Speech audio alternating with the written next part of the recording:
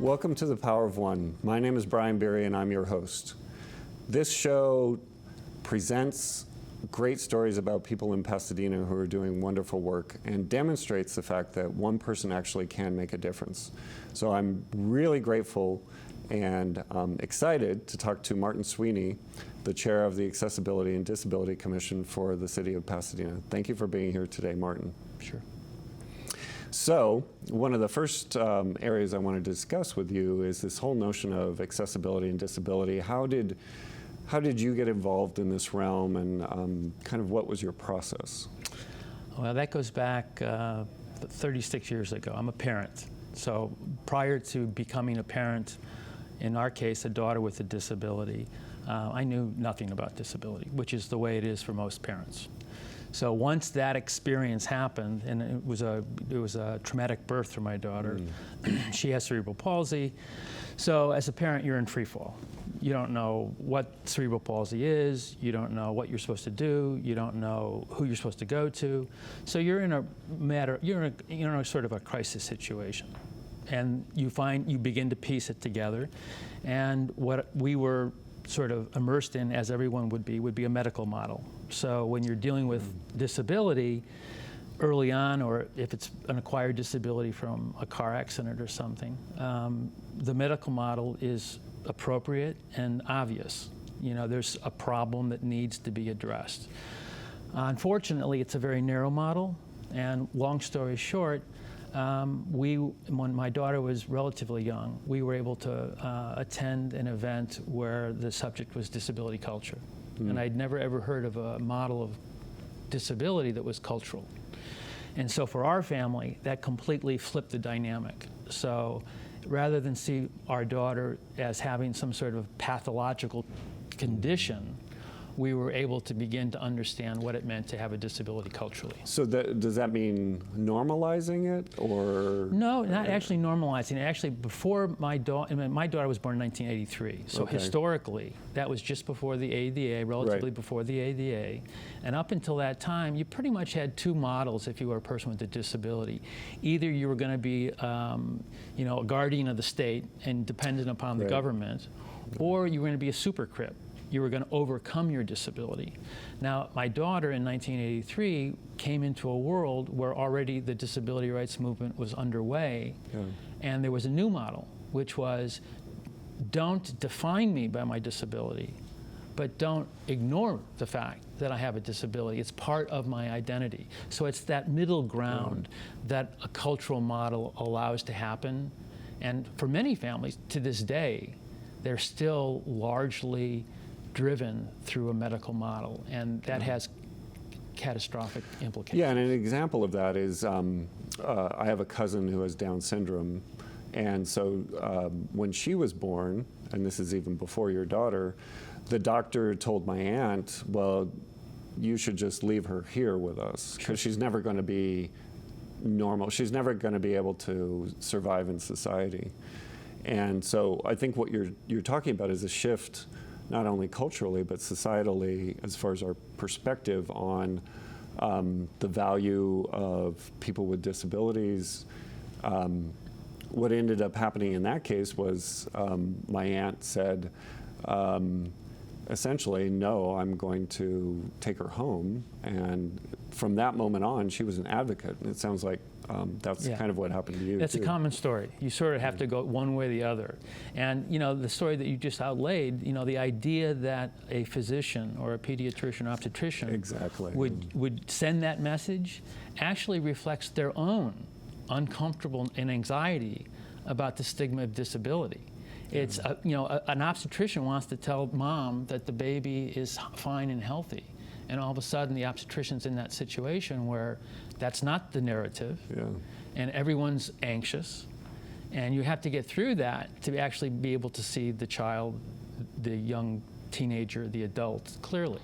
And if it's, again, only through a medical model, it's like having blinders on and you're not seeing the rest of the individual.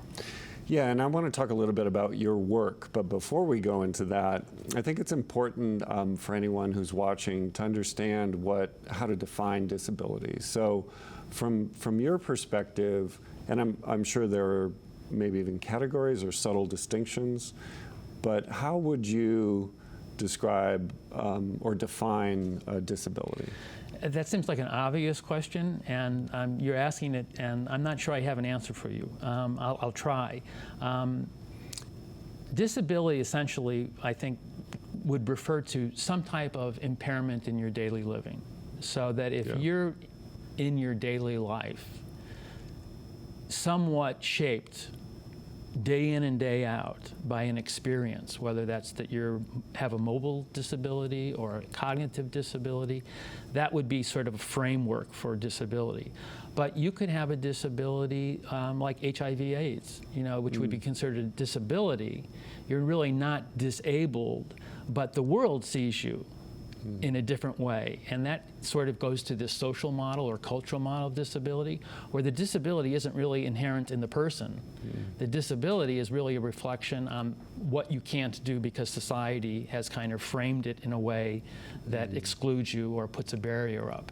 So I don't know if that answers your question, but Well, and then isn't it also something that's visible or non-visible, or at least how how society responds to the individual. So if they can't see it or they don't recognize that someone has a disability, then that makes it, at least from a societal perspective, that makes it more difficult to identify or to to relate to. But let's just use mental health as an example. Yeah. You could go into a restaurant and not know somebody next to you happens to have a mental illness. Yeah. So technically that's an invisible disability, but that person's life, if they don't share that information with you, it's partly because of a stigma. Yeah. Which goes to sort of the underlying anxiety, which then would sort of say, well, even though that person does not have a visible disability, their life on a daily basis is shaped by their experience and the fear of a stigma. Yeah, and we're going to talk about stigma in a few minutes, but I don't know if this is answering your question about what is a disability. Oh, yeah. Okay. How did you get involved with the commission? How did you? And Pasadena is known for being forward-thinking on many, many issues, and we have a lot of people here who are active, engaged, are advocates. But sometimes it doesn't come like as we planned. Or can you tell a little bit about your story? Our family's been a resident of Pasadena for probably 16 or 17 years. So I've been here for a while, and not particularly engaged in the civic life of the city. Until recently. And in 2016, after the presidential election, I sort of was like shaken, and I sort of realized, well, what is going to be my response? And my only response to sort of hold on to my sanity was to sort of say, okay, all politics are local. So how can I get involved locally here in Pasadena? Long story short, I got involved in a campaign. Someone was running for city council, a young woman in her late 20s, Latina. I thought, this is something I can do, even if it's just simply going out and passing out literature. So I did that.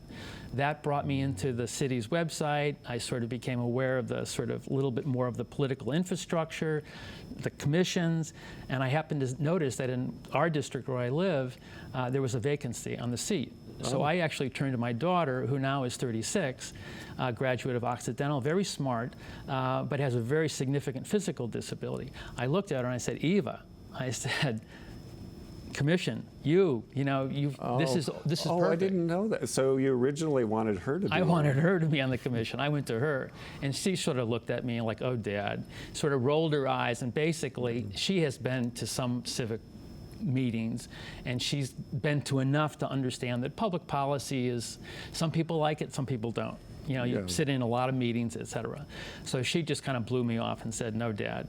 And then I thought, well, if you're not going to do it, typically I have a strong point of view about things. So I thought, well, I'll just go ahead and contact my councilman, Steve Madison, and sort of went from there. And that's how I wound up on the commission. Yeah, I think that the 2016 election catalyzed a lot of people to, jolted them to get involved. So your story is... And it's kept my sanity. Resonates. Yeah. Well, yeah, I mean, I think if we're just armchair politicians, I don't think that we're doing ourselves a service. And I think we're, frankly, by not being engaged in the community, we're actually maybe not damaging it exactly, but we're not certainly contributing to improvement because we just complain about it at home. Yeah, and before we moved to Pasadena, we lived in mid-Wilshire in Los Angeles.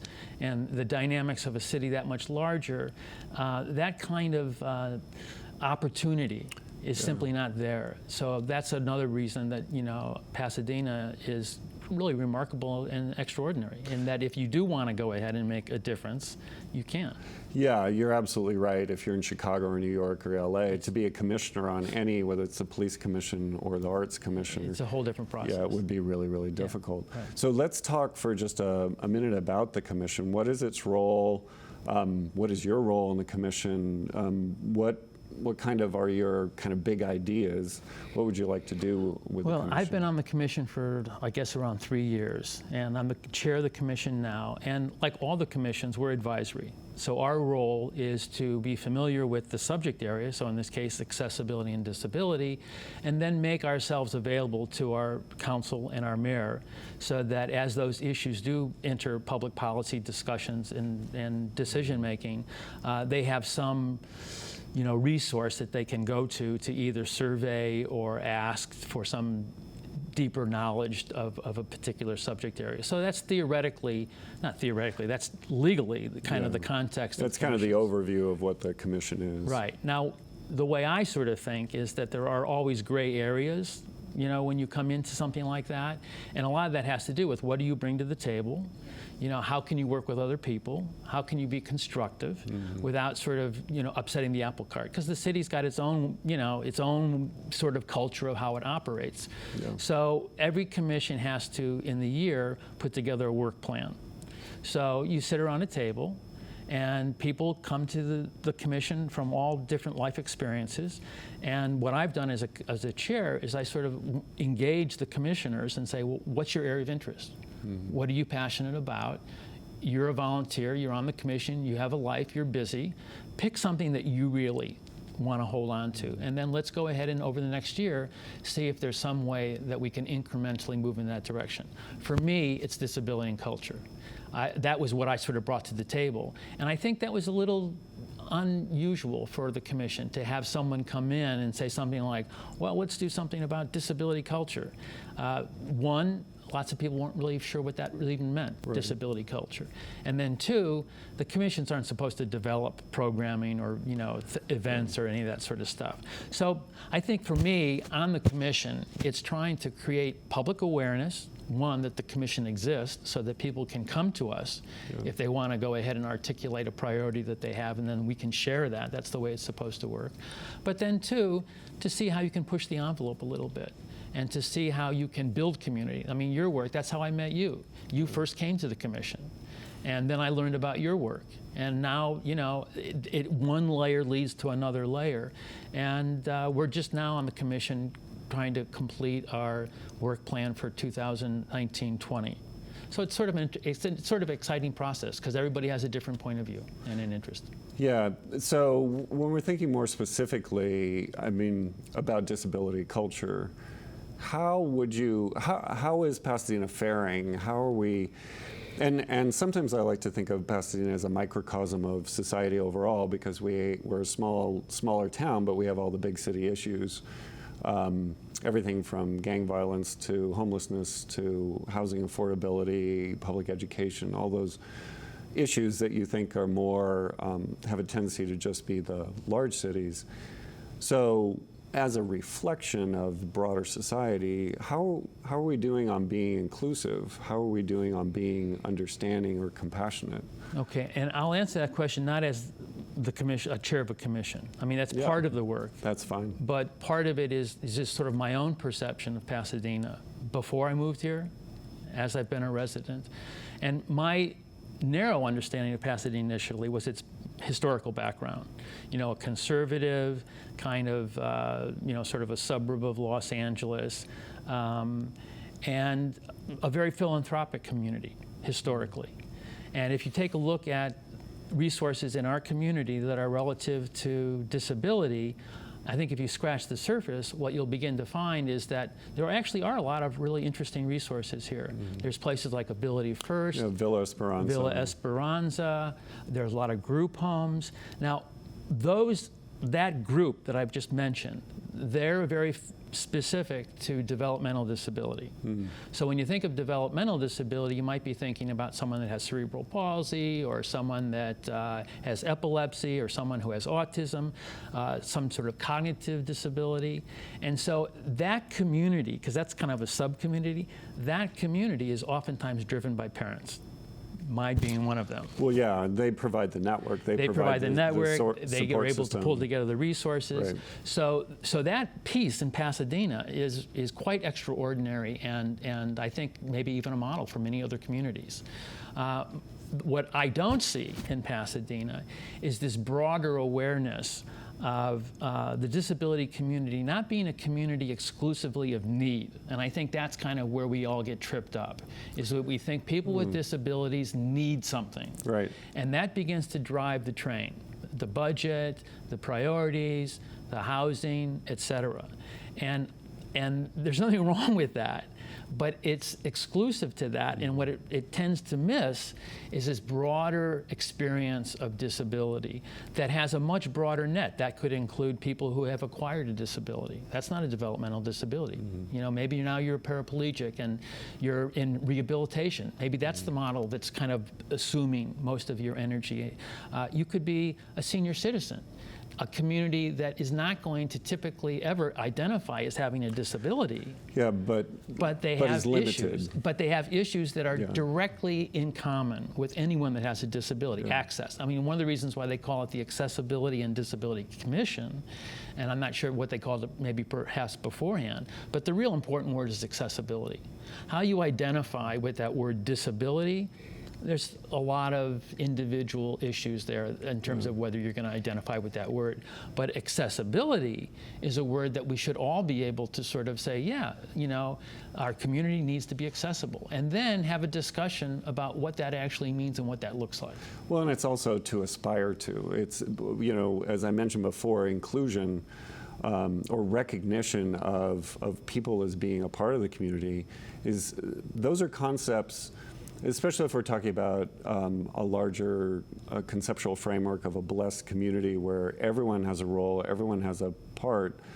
We should be focused on how we talk about, how we relate to, how we include persons with disabilities. So I wanted to focus a little bit on, you had done an event a couple months ago called Artists First. Right. And so that seems to me to be a part of this whole disability cultural shift and focusing away from need, but actually looking at people as having value or being able to contribute to the community. So could you talk about what that event was and then why it was shaped the way it was? Yeah, the event, we called it Artists First, and actually it did come out of the commission. So this was sort of like that gray area pushing the envelope that I was talking about. And I wanted to... You're a rabble rouser. Right. I wanted to find out how the commission could reach out into the community, find other organizations or people who had a similar take, and then even though the commission itself could not drive that train because we're advisory, find somebody that would be a lead partner. So we found the Pasadena Foursquare Church, who are a very progressive community, did not necessarily have an expertise or a point of view about disability, but they were immediately receptive to it. They were like, yeah, this sounds interesting. So then we pulled together with both the partnership with the Foursquare, the Pasadena Foursquare Church, and then the Southern California Resources Center for Independent Living, which is a nonprofit organization, and the commission. And what we did is we contacted and organized aspiring and accomplished artists. What I wanted to get is a nice mix of diversity so that you did have adults already who were operating in that space of wanting to be a professional artist and having some success with that, combining that with young people who are just coming out and trying to find how they might find a vocation or a passion with the arts. Now, I will then go ahead and tell you why there's sort of a specific distinction in what I've just described between what most people think about when you say arts and disability. Because a lot of times the art programs that are out there that are wonderful, that are available to many people with disabilities are more therapeutic in their design. So their idea is to have an art experience that is about self-expression, but not necessarily someone who's an aspiring artist that's actually doing something that's more in a cultural space than just simply a self-expression space. Yeah, let's talk a little bit more about the concept of artists first, because so you mentioned that a lot of people look at persons with disabilities as people in need. So it seems as though this sort of this is pushing back on that, and it's pushing back on the notion that persons with disabilities are needy, Right. and so they're always going. And the problem with that is it creates a dependency. Right. So as opposed to seeing them as vibrant, individual, independent artists who are just as capable as persons who are considered without disabilities. Right. It seems like that was one of the main reasons why you did this. Yeah, and I'll give you a good example of what happened to me personally in terms of my work as I sort of moved into this many years back. I was involved at the Taper. They had a group called Other Voices. The Mark Taper Forum. Right, and it was a workshop group called Other Voices, and it was designed to develop writers who had disabilities as playwrights. And as part of all of that experience, there was an annual Chautauqua that was pulled together, and the artists that were being brought in across the country, wheelchair dancers, deaf poets, etc. And I was very interested on all sorts of levels to take as much of that in as I could. I was like a sponge. And there was one event where there was a deaf poet. So I thought, oh, well, that's interesting. I've never heard of a deaf poet before. So I went to the event, and as you came into the event, they gave you a sheet that had the poems that were going to be shared that night. So I thought, oh, that's great, because I don't know American Sign Language. I would at least be able to look off of the paper and understand what was going on. Well, I was in the audience, and it wasn't, very long into the event where I just didn't need the paper anymore, because the poems that were being shared by the deaf poet with sign language were narrative and descriptive in their own sort of beauty. Now, I had never had that experience before. So all of a sudden, I saw the world in a little bit of a different way. Small, but a little bit of a different way. And I think that the disability community and artists with disabilities have life experiences that most of us don't have. Yeah.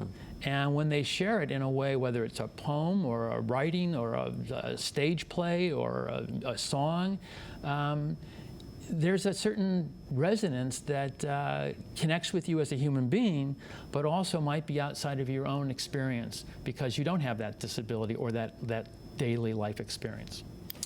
Yeah, there's because it's not a part of your life experience, I think that part of the kind of distancing from persons with disabilities is fear. Of course. And so it's fear of not knowing how they'll behave or act. Yeah, but but I think it's also fear of, oh, I could be in that position. Of as course. well. It goes right to mortality. It goes right to sort of all of our vulnerabilities in terms of health. Now, in my experience with my daughter, who again has a pretty significant physical disability, I could describe to you what my daughter cannot do, which would be typically the way someone might describe. I say, oh, she uses a wheelchair, she doesn't speak, she can't use her hands, she needs to be fed. I've told you a lot about my daughter just now, but I've told you nothing about my daughter. And what I learned in being her father was that at a certain point, because then I started to get involved in the community, so I knew other families, and we were, you network and you share.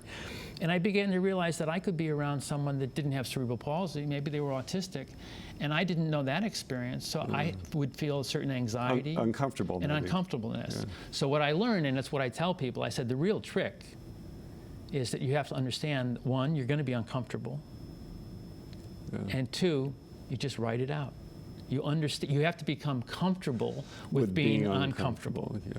And it's not as hard as it sounds, but once you can kind of navigate that, you get through it, and then you realize, okay, I just asked what probably is a dumb question, but the person understands that I'm coming to that question with an interest in who you are.